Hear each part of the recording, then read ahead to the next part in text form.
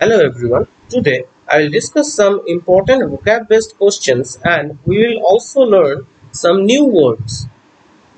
Fine. Let us first check the directions. In each of the questions given below, a word is given followed by three sentences. Find out which of the sentences the given word or any form of it would fit the statement and mark your answer. The word should fit the sentence so as to make it grammatically correct. Okay. Number one, palpable. Okay, first let us check the meaning of the word palpable. What does it actually mean? Palpable here is an adjective. It actually means something that can be perceived, right? That can be felt or perceived. Okay. Near synonyms of palpable are perceptible, tangible, noticeable. Perceptible means something that can be perceived, right? So let us just check the sentences. When my mother is angry at dinner, she kills the flavor of the food with her palpable silence. Yes, it makes meaning. Here in sentence A, it means she becomes so silent that it becomes quite noticeable. Fine. So it is correct. Now the next one. B. There was a palpable tension in the air as the participants waited to see whether they would move on to the next round of the competition. So, from the second sentence, we can make out a meaning that there was a tension which was very much perceptible by the participants. Fine, they could perceive the tension. Okay, so here also it makes a clear meaning. Okay, in the next sentence, number C, as the jewelry shop was being robbed, the sense of fear among the patrons was palpable. Here also it makes a proper meaning. That is, the sense of fear was quite noticeable among the persons who were in the shop because there was a robbery going on. Okay, so the word palpable fits in all the three sentences properly. So in the first case, in the first question, option E, that is A, B and C, this one becomes the correct answer. Fine. Now let us move on to the second question. Abdicate. Abdicate actually means to renounce the throne. Okay. It can also mean to renounce or fail to fulfill duties or responsibilities.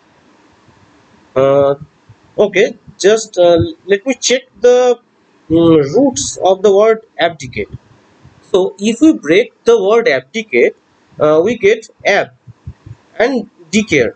Ab means away and decare means to proclaim. Fine. So we can actually understand the meaning that if we abdicate something, that is we are renouncing our duties or responsibilities towards someone. Fine. So sentence A, it says the spam king has abdicated his throne and become a turncoat. Fine. So here abdicate fulfills the correct meaning. Okay, it means to renounce the throne. So we can say that sentence A is correct. And do you know the meaning of turncoat? Well, turncoat refers to someone who changes sides. That is, someone who leaves a party to join an opposing party. Okay, let me cite a simple example. Suppose person A leaves BJP and joins Congress, then he becomes a turncoat. Fine. Or suppose person B leaves Congress to join Aam Aadmi Party, then he too becomes a turncoat. Just like that. Okay. In sentence B, King Joseph was compelled to abdicate the throne in favor of his younger brother. Here also it means to renounce the throne. Fine. Or to renounce his responsibilities as a king. So it makes sense in both A and B. Number C. The tourists have abdicated the beaches. See, here abdicated makes no sense, because abdicate means either to renounce the throne or to fail to fulfill your duties or responsibilities. Okay, so the tourists have abdicated the beaches makes no sense at all. Here we can say the tourists have deserted the beaches. Okay, deserted means to relinquish or abandon. So the tourists have abandoned or deserted the beaches makes sense. Hence, the word abdicate fits in sentence A and sentence B only. So our answer will be option D, A and B. Okay. Now the next one, sententious. Fine. So the word sententious is an adjective. It means trying to appear wise or extremely moral, or you can say like making yourself appear very moralizing, or we can also say pretentious. Fine. So let us check the sentences one by one. Sentence A. The talk show host offended many audience members when he made sententious comments against the LGBT community. Yes, it makes sense. Fine. Number B. B says the sententious precious teapots were so pristine and beautiful to behold. No, here it makes no sense. So, how can precious teapots be moralizing or trying to become pretentious? It makes no sense at all in sentence B. Okay. Now let us check the third sentence, sentence C. As Jimmy believes he is better than everyone else in the class, he often makes sententious statements that describe the faults of others. Yes, it does make sense in the third sentence. It means Jimmy is being pretentious or extremely moralizing. Fine. So we can say only in the first and third sentence the word sententious fits. That is, our answer will be option C, A and C. Fine. Now the next one, polemic. Well, this word has been asked in many exams before, so I have picked this word. Okay. So, what is the meaning of the word polemic? It is derived from the Greek word polemikos, which means hostile or warlike. Okay. It actually means, here it actually means a strong verbal attack, which is often bitter and controversial. Near synonym of polemic can be vitriolic. Vitriolic is also an important word. You must note it down. Vitriolic means filled with criticism. Fine. Now let us check the sentences. Sentence A. The politician posted a polemic on his blog that mocked his rival's lack of community service. Yes, yes, yes. It does make sense. So it means he is verbally attacking his rival. Fine. He is verbally attacking his rival on his own blog. Okay. It makes sense in the first one. Now the second sentence. Joseph's polemic mood made him listen to sad songs all the time. No. Polemic mood, sad song, no. This is just out of the context. You see, polemic does not suit the context in this case. Rather, I can say Joseph's melancholic mood. Yes, yes, it fits. Melancholic means feeling extreme sadness. Fine, feelings down, extreme sadness. Joseph's melancholic mood made him listen to sad songs all the time. Yeah, that makes sense. Now let us check the third sentence. Gagan managed to discuss the issue without resorting to polemics. Yes. Here also, polemic means without resorting to a strong verbal attack. Fine. Strong verbal attack or being extremely bitter. So polemic, the word polemic fits in sentence A and sentence C. Fine. So our answer will be option E, that is A and C. Alright. The next one, fractious. Yeah. Uh, Let us check the meaning of the word fractious. It generally means something that is difficult to control, or you can say unruly. Fine.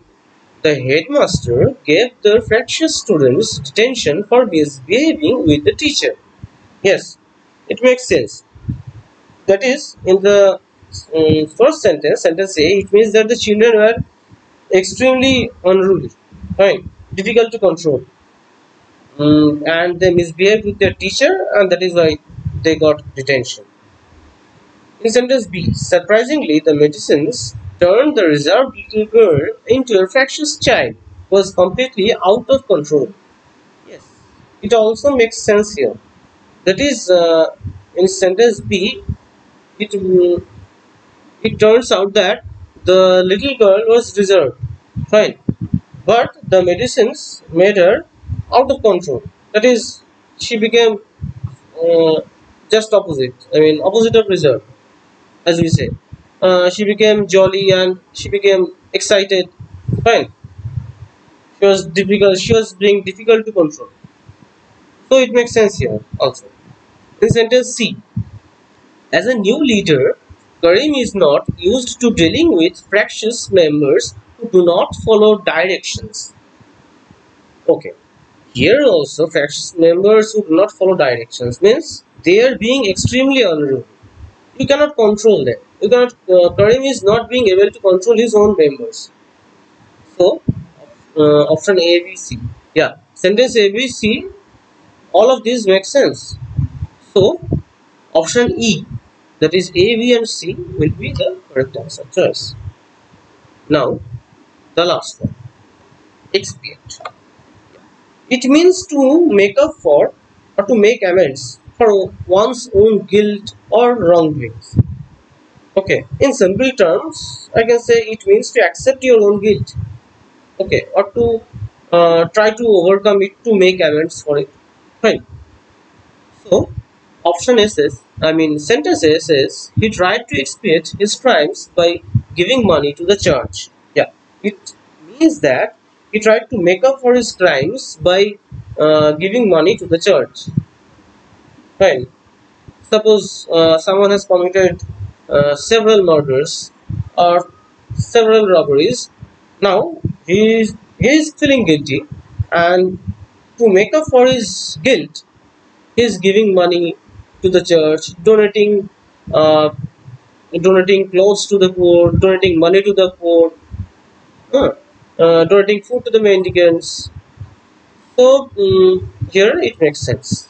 In B, he died in an attempt to expiate his own guilt. Yeah, it also makes sense because in sentence B it means uh, he tried to make good, okay, or to make up for his own wrongdoings. Okay. So in A and B, the word expiate fits completely. Now let us check the last sentence. The massacre was expiated by the rebel army. No, the massacre was expiated by the rebel army. Does it make sense? Does it convey the same meaning as the first two sentences? Expiate means to make up for your guilt or wrongdoing. So, does it actually make sense if used in the sentence number C? No, not at all. We can say the massacre was committed by the rebel army. Fine. So, the word expiate fits both sentence A and sentence B. So, option D will be my correct answer choice in this case. That is E and B. Fine.